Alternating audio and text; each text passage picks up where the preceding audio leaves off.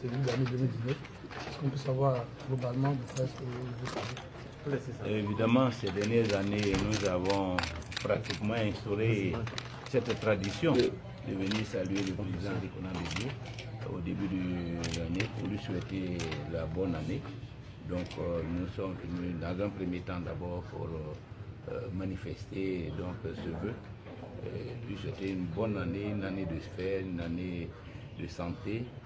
Et ensuite, lui manifester notre solidarité dans les moments difficiles que le PDCI-RDA traverse à travers la volonté affichée de démolir ce parti par le président Ouattara et son régime. C'est une situation qui nous interpelle dans la mesure où nous-mêmes nous sommes victimes de cela, comme beaucoup d'autres partis politiques en Côte d'Ivoire.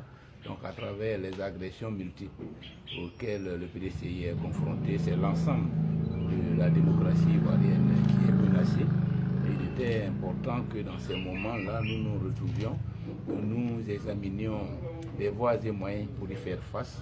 Et je crois que l'une de ces voies, c'est la plateforme qui a été évoquée l'année dernière et pour laquelle nous avons souhaité que les initiatives soient prises le plus rapidement possible afin que ce soit le cadre du rassemblement pour résister contre cette dictature rampante à laquelle nous assistons et pour d'abord défendre aussi tous ces élus qui ont été spoliés de leur victoire au cours des élections municipales qui se sont déroulées dernièrement, pour préparer ensemble la grande rencontre sur la réforme du cadre juridique et institutionnel des élections et pour envisager ensemble l'alternance politique en 2020. Et donc ce sont ces préoccupations-là que nous avons exprimées au président Rikonan Bédié. Nous avons été satisfaits de voir qu'elles sont partagées et que le président a déjà pensé à ce que ces discussions-là commencent le plus rapidement possible.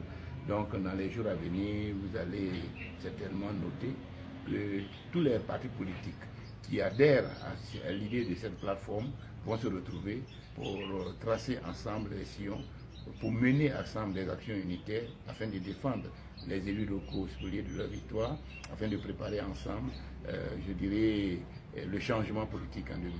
Alors, Monsieur le Président, on a bien compris que vous êtes parlé quelques jours. Est-ce qu'on peut s'attendre à ce que les initiatives dont vous parlez se fassent avant la fin du mois de janvier? Et évidemment, étant donné que nous avons une échéance importante qui est les négociations, qui est l'étape des négociations autour du code électoral, il faut que cette plateforme soit mise en place, en tout cas que ces partis politiques se rencontrent déjà et commencent à travailler avant l'échéance de fin janvier 2019. Monsieur le Président, vos camarades dissidents ont fait récemment une déclaration en demandant, en souhaitant un rassemblement plutôt des partis de gauche. Est-ce que vous avez une réaction, un commentaire? Nous sommes plus ambitieux, nous voulons le rassemblement de tous les Ivoiriens parce que la situation de la Côte d'Ivoire interpelle les Ivoiriens dans leur diversité. Ce n'est pas seulement l'idéologie de gauche qui est menacée, c'est la nation ivoirienne qui est en danger, c'est la démocratie qui est menacée. Et sur ces questions-là, il n'y a pas de gauche et de droite, il y a la Côte d'Ivoire, il y a l'avenir de ce pays. Et pour la Côte d'Ivoire et pour l'avenir des Ivoiriens, tous les Ivoiriens doivent se rassembler, quelle que soit leur obédience, quelle que soit leur idéologie.